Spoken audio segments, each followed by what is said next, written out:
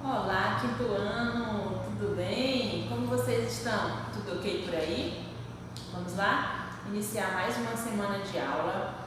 Vamos iniciar nossa aula de português hoje, utilizando o módulo 3. Vamos iniciar na página 20. E hoje nós temos um assunto bastante interessante. Lembra que na última aula falamos sobre o gênero jornalismo e também falamos sobre a diferença entre reportagem e notícia. Hoje nós vamos conhecer o gênero textual discurso. Mas o que é o discurso?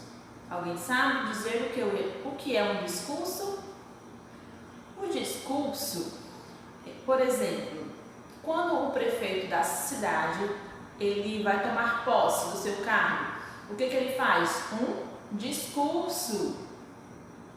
Ou quando vocês estão numa festa, digamos que de 15 anos, e aí existe lá um determinado momento em que o pai da aniversariante vai fazer um discurso. Ele vai utilizar a sua fala para falar algumas coisas em agradecimento. Isso é um discurso. Ou então, um discurso de formatura, quando as pessoas estão se formando, existe uma pessoa que vai lá e faz o discurso em nome da turma. E o discurso, ele é feito dessa forma, de forma oral. A pessoa, ela vai argumentar algo de um determinado assunto, ou ela vai informar algo de um determinado assunto, ou ela pode fazer um discurso de agradecimento. E esses são os exemplos de discurso. Mas hoje nós vamos ver um discurso de uma menina de apenas 9 anos de idade. Um discurso bastante importante e muito relevante para uma menina de apenas 9 anos de idade. O nome dessa menina é Ziana. Ela mora no estado de Charlotte, nos Estados Unidos. E esse discurso foi realizado na Câmara dos Deputados. Por que será que essa menina foi fazer esse discurso lá na Câmara dos Deputados? Vocês sabem que na Câmara é onde os deputados se reúnem e lá eles fazem os seus pronunciamentos, os seus discursos. E essa menina, ela foi lá fazer o seu discurso. Sabe por quê? E o que ela foi discursar? Charlotte, ela vem de uma família negra e aí em um determinado momento ela teve sua mãe e o seu pai mortos em uma situação que aconteceu na sua cidade. E aí ela se sentiu triste, se sentiu revoltada pela maneira como as pessoas, como a sociedade trata as pessoas negras. E aí ela foi lá na Câmara expressar a sua opinião. Foi colocar para fora tudo que ela estava sentindo em forma de um discurso. Na página 20 você pode acompanhar o discurso da menina Ziana. O discurso dela trata sobre o racismo, como também observamos na leitura anterior, que foi a reportagem da MC Sofia. E hoje eu trago um discurso também de uma menina negra que sofre racismo, que sua família sofre o racismo. E ela se sente indignada por ser tratada de uma forma diferente, ela e sua família e as demais pessoas que são negras, principalmente lá nos Estados Unidos. E aí ela vai lá expressar todo o seu sentimento e ela fala bem assim: hoje eu venho aqui para falar sobre como eu me sinto. E eu sinto que somos tratados de modo diferente das outras pessoas. E eu não gosto do jeito que somos tratados. É só porque a nossa cor é diferente?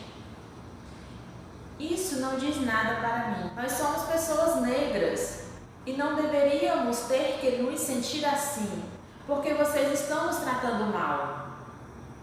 Nós fazemos isso porque precisamos e temos o direito.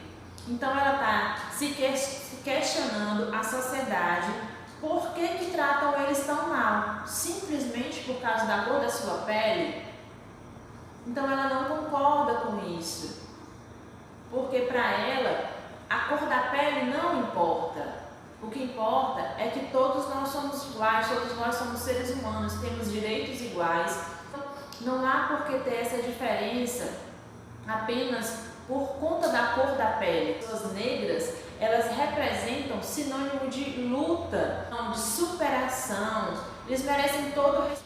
Então, esse é o nosso assunto da nossa aula, um dos nossos assuntos da nossa aula de hoje, sobre o discurso. Vocês entenderam o que é um discurso? E aí vocês vão ter a interpretação desse discurso da menina Ziana para responderem. Mas também temos um outro texto que me chamou bastante a atenção. Na página 24, vocês têm aí uma imagem. Essa imagem é a quarta capa de um livro chamado Quem é Você? Mas o que é a quarta capa de um livro? Todos os livros, ele vem com essa quarta capa. Às vezes ela vem ilustrada com desenhos, com pequenos textos, um resumo. E esse livro, Quem é Você? Ele traz um texto que fala da tolerância racial. Vamos ler só um pequeno trecho do texto da capa desse livro, da quarta capa desse livro.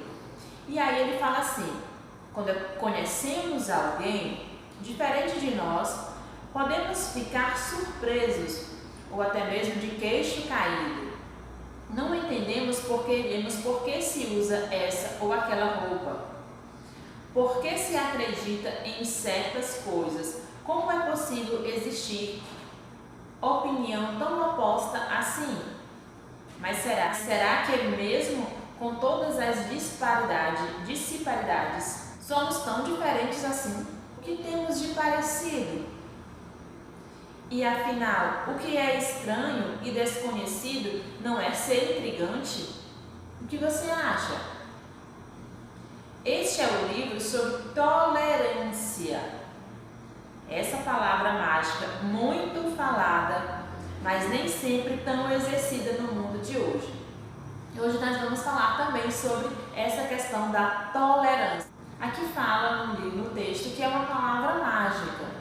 Vocês sabem que outras palavras mágicas nós podemos exercer no nosso dia a dia? São palavras como obrigada, por favor, com licença, bom dia, boa tarde, desculpa. São palavrinhas mágicas que a gente precisa exercer no nosso dia a dia para termos uma convivência mais harmoniosa. Porém, essa tolerância, ela é uma palavra essencial para os nossos dias de hoje. O que significa tolerância? Vocês vão pesquisar e vão me mostrar o que vocês encontraram sobre a palavra tolerância. E sobre o nosso estudo da língua, nós temos hoje as palavras mais, mas e mas com acento. Esse é o nosso estudo da língua de hoje, que você vai encontrar na página 26 e 27 do módulo 3. Mas, o que é mais? Mais vocês sabem que é quando a gente vai acrescentar algo ou quando vamos adicionar algo. Quando eu falo, além de indicar a ideia de acréscimo de uma quantidade, a palavra mais, ela é ao contrário de menos.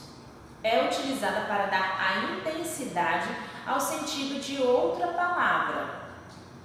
Por exemplo, de acordo com a tirinha que vocês estão vendo, no segundo quadrinho diz assim: eu sou a viúva negra, a aranha mais venenosa que existe. Então esse mais, ele está adicionando uma característica a mais à aranha.